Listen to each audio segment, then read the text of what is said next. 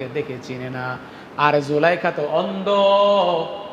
এবার জুলাইখা বলতেছে, এই ইউসুফ, তুমি কি সেই ইউসুফ যেই ইউসুফ কারাগারে ছিল, যেই ইউসুফ আজিজ মিসরের বাড়িতে লালিত পালিত হতো?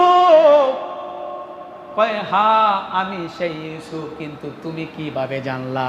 কয়, আমি হচ্ছি এমন এক নারী, যেই নারী তোমার জন্য পাগল।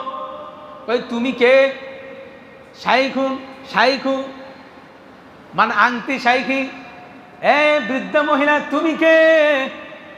এবার জুলাইখা বলতেছে, ইউসুফ আমি হচ্ছি ওই আজিজে মিসরের বউ, স্ত্রী হচ্ছে জুলাইখা। কই, তাই নাকি? কহ, তোমার কি এই হালত কেন? কই, এই হালতটা কেন?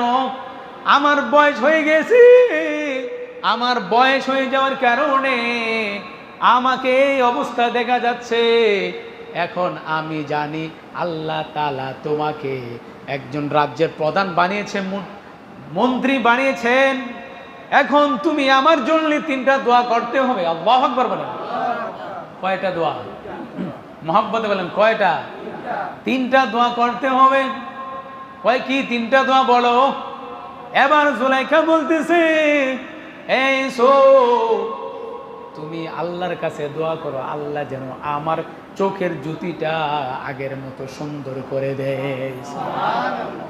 অর্থাৎ জুলাইখা বুঝাইতেছে, রে ইউসুফ, আল্লাহ তাআলার কাছে তুমি দোয়া করো, আল্লাহ যেন আমার চোখের পাওয়ারটা, 16 বছরের নারী, 16 বছরের নারী যে চোখের পাওয়ার, ওই 16 বছরের নারী চোখের পাওয়ার আমি চাই।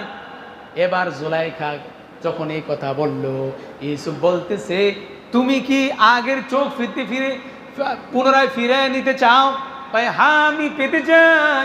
এবার ইউসুফ আলাইহিস সালাম বললেন, আল্লাহ আপনি মৃত্যুকে জীবিত করতে পারেন, হাইয়ুল লা ইয়ামুত, হাইয়ুল লা ইয়ামুত, আপনি মৃত্যুকে জীবিত করতে পারেন, আবার জীবিতকে মৃত্যু দিতে পারেন, মৃত্যুকে জীবিত করতে পারেন। আপনি বৃষ্টি হয় না বৃষ্টি দিতে পারেন, বৃষ্টিপাত দিতে পারেন কে? মুহাব্বতে বলেন কে? এমনি করে যখন জুলাইখা বলল, বলার পরে ইউসুফ আলাইহিস সালাম দোয়া করলেন, ও আল্লাহ আপনি জুলাইখার চোখের জ্যোতিটা 16 বছরের নারীর মতো বানিয়ে দাও। সুবহানাল্লাহ।